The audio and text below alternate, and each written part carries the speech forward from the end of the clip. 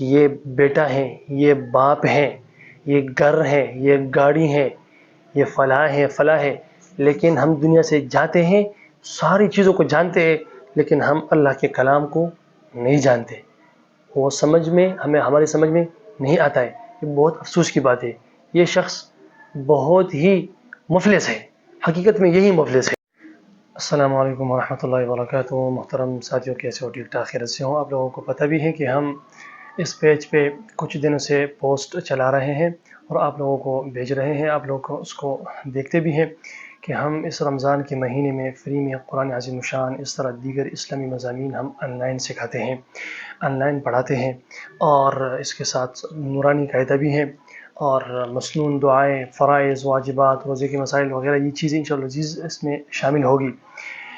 اور اس کے ساتھ ساتھ یہ کورس جو ہے یہ خصوصاً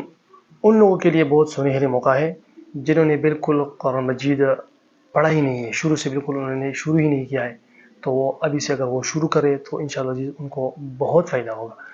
اور دوسری طرح وہ لوگ ہیں جنہوں نے قرآن مجید ناظرہ کے ساتھ پڑھا ہے لیکن وہ روا سے ٹھیک سے نہیں پڑھ سکتا ہے، وہ تجوید کے ساتھ پڑھ نہیں سکتا ہے، تو ان کے لیے بھی بہت سنہری موقع ہے کہ وہ اس موقع کو مس نہ کیجیے گا۔ اور تیسری وہ لوگ ہیں جو قرۂ کرام ہیں، حفظاء کرام ہیں، اور وہ آن لائن پڑھاتے ہیں، وہ بیرون ممالک کو پڑھاتے ہیں، ہمارے دوست احباب ہیں،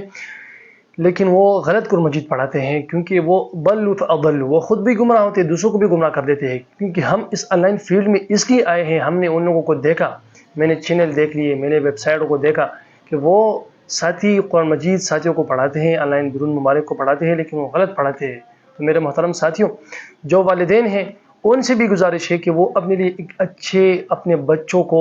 اچھے استاد کا، صلاحیت والا، استعداد والے اساتذہ کرام کا انتخاب کرنا چاہیے۔ ہمارا یہ دین بس ہمیں یتیم سا لگ رہا ہے، ہر کوئی آتا ہے اور قرآن مجید سکھاتا ہے، لیڈیز بھی قرآن مجید سکھاتے ہیں، اور وہ لوگ جن کی داڑھی نہیں ہے،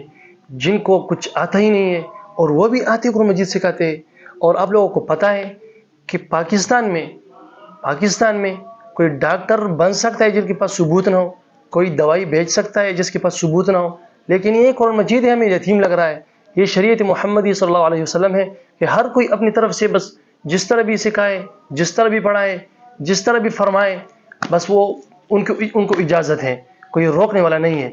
تو جو بیرون ممالک میں والدین جو رہتے ہیں ان سے گزارش ہے، ان کی خدمت میں یہ عرض ہے کہ وہ اپنے بچوں کو اچھے استاد کا انتخاب کر لے کہ ان کو اچھے طریقے سے پڑھائیں۔ ہمارا یہ کورس یہ صرف چھوٹے بچوں کے لیے نہیں ہے، کیونکہ یہ دین چھوٹے بچوں کے لیے نہیں ہے، کہ ہم بچے جو ہیں وہ ہمارا سرمایہ ہے، یہی ہمارے مستقبل کے اکابر ہے، یہی ہمارے مستقبل کے جو آنے والے عہدے ہیں وہ انہی بچوں کو حوالے ہوں گے۔ لیکن یہ دین، یہ شریعت محمدی صلی اللہ علیہ وسلم، یہ خصوصاً ہمارے لیے، تو یہ سوچ اچھا نہیں ہے جو ہم شرم محسوس کرتے ہیں قرآن مجید کی سیکھنے میں۔ اگر آپ کو قرآن مجید سیکھنے سکھانے کے دوران آپ کو موت آ گیا، آپ دنیا سے چلے گئے، تو آپ طالب علم بن کر دنیا سے چلے گئے۔ ہم نے اپنے آپ کو طالب علم بنانا ہے، ہمیں ہر وقت سیکھنے سکھانے میں لگے رہنا ہے۔ اور آپ لوگوں کو پتہ ہے سیدنا ابوبکر صدیق رضی اللہ تعالی عنہ، انہوں نے جب ایمان لایا تو آپ لوگوں کو پتہ ہے کہ ان کی عمر کتنی تھی۔ اس طرح سیدنا عمر فاروق رضی اللہ تعالی عنہ، انہوں نے سورہ بقرہ سیکھنے پر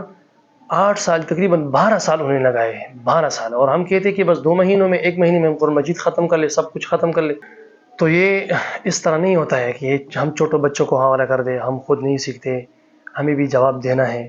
ہمیں بھی مرنا ہے۔ ہمیں احساس ہونا چاہیے کہ ہم دنیا میں آئے، ہم نے تمام ساری چیزوں کو ہم نے سیکھ لیا، ہم نے سمجھ لیا، ہم نے جان لیا کہ یہ بیٹا ہے، یہ باپ ہیں، یہ گھر ہے، یہ گاڑی ہے،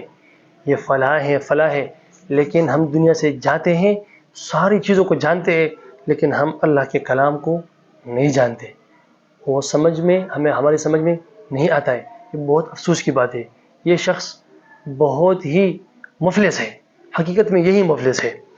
اور دوسری بات یہ ہے کہ ہم جو فری میں سکھاتے ہیں کوئی معاوضہ نہیں لیتا ہے تو آپ لوگ یہ نہ سمجھے کہ آپ اس کو اہمیت نہ دیں. آپ لوگ مصروف بھی ہوتے ہیں کیونکہ شام کے وقت، مغرب کے وقت آپ لوگ واپس اپنے ٹھکانے پہ، اپنے روم پہ آ جاتے ہیں. بہت سے مسافر ساتھی ہیں جو بیرون ممالک میں رہتے ہیں، ہمارے دوست احباب ہیں،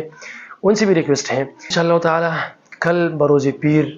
12 مارچ سے ہم باقاعدہ آغاز کر لیں گے